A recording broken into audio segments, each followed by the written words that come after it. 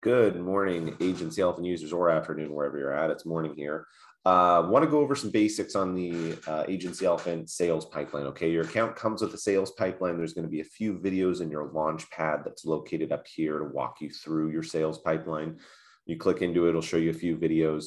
One of the things to be aware of is typically when you click into your sales pipeline over here, you're going to populate to a screen like this, and you can see you have a pipeline here, but you don't see anything there. Well, that's simply because we're viewing it by leads and we want to view it by activity, or excuse me, view leads, and this is your activity, right? So we want to view the leads in the pipeline, or we want to view the activity that's going on. So here is your sales pipeline. Pretty basic. It's a simple drag and drop sales pipeline. There's nothing really confusing about moving people across from one pipeline to the other.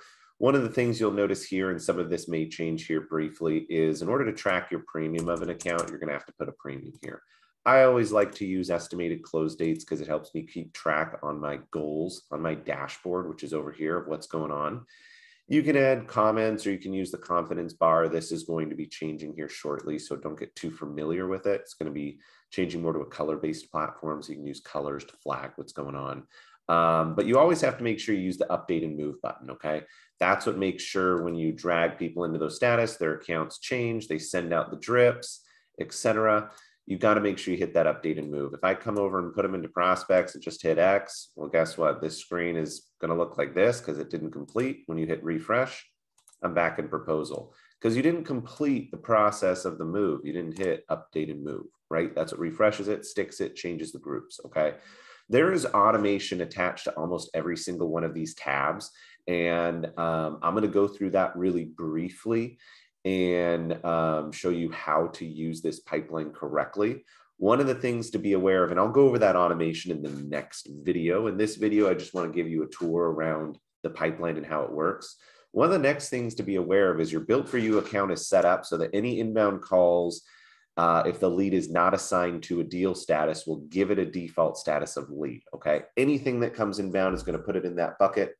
Anything you import into the account is going to put it into that bucket. They're really easy to fix if you messed up. But anything that goes into that account, comes into your account any way, shape, or form that doesn't have a deal status, one of these statuses, will default here, okay? So to fix it, it's really straightforward. You don't necessarily need it. A lot of users use it to track their inbound stuff for the day that's coming in. You don't necessarily need it, but it is nice to have. So if you want to get rid of it, you're just going to come over to your sales, or excuse me, your settings button here on the top right. Then you're going to go to your pipelines. Under pipelines in your Built For You, this will be flagged as green. That means default. Anybody that comes inbound is going to default here. Just click that button to remove it and change it so it doesn't happen. And you actually do have to click all these buttons so it actually does it. Right, so that's how you do that. Now, going back to the pipeline, all of this is sales oriented, okay? So dragging leads across each step as they're coming in is important. And it's important to understand the difference between a lead and a prospect.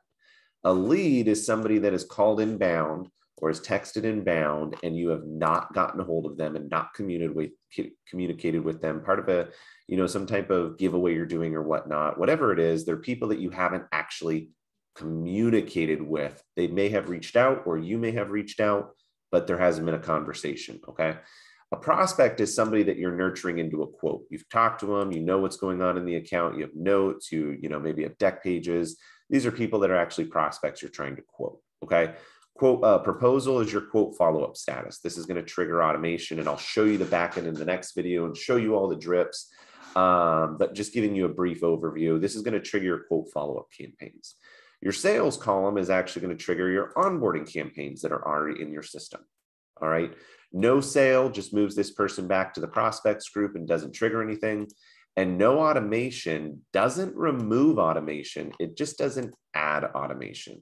So if you're using your lead status as your daily work list of stuff that has to be done, you'd want to drag them to the no automation at the end of the day, because there's automation attached to these specific 3 buckets that happen later on down the road if they're not moved out of there. Okay, so that's a brief overview of your sales pipeline. The next video, I'm going to show you the back end of the sales pipeline and the automations, and it should help you really understand what's going on behind the scenes. All right, I will see you on the next video.